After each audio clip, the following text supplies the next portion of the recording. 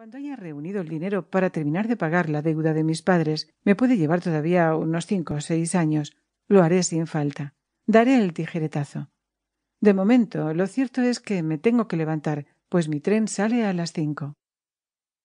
Echó un vistazo al despertador que hacía su tic-tac encima del armario. Santo cielo, pensó.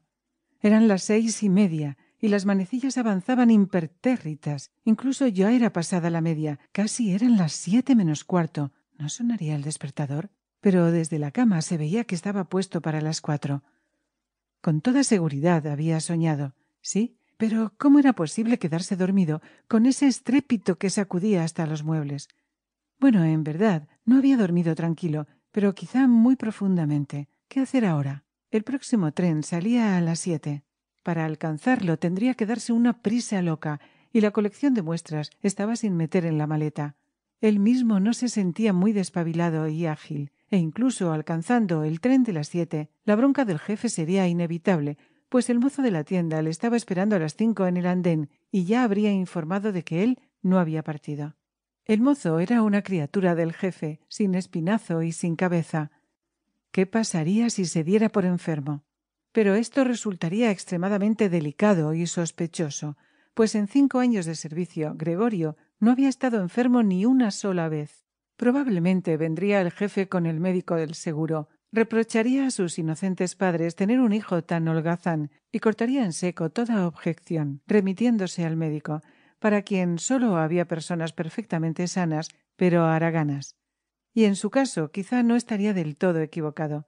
En realidad, haciendo caso omiso de una cierta somnolencia injustificable, Gregorio se sentía bastante bien e incluso tenía un hambre saludable. Pensaba todo esto a la mayor velocidad posible y sin poderse decidir a levantarse. En este momento dieron las 7 menos cuarto, cuando sonaron unos golpecitos cautelosos en la puerta que estaba detrás de la cabecera de su cama. —Gregorio —era la madre—, son las 7 menos cuarto. ¿No te querías ir? ¡Qué voz tan suave! En cambio, al contestar, la suya le asustó. Era sin duda su voz de siempre, pero parecía que desde abajo se le mezclaba un pitido irreprimible y doloroso que deformaba extrañamente las palabras.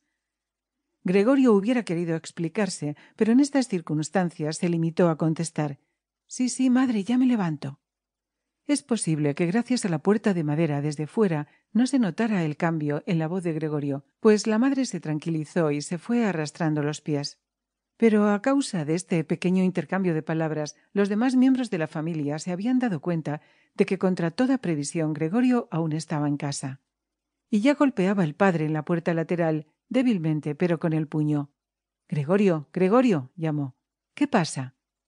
Y después de un ratito llamó de nuevo, pero con voz más sonora. «Gregorio, Gregorio». En la otra puerta lateral dijo la hermana en tono plañidero: «Gregorio, ¿no estás bien? ¿Necesitas algo?»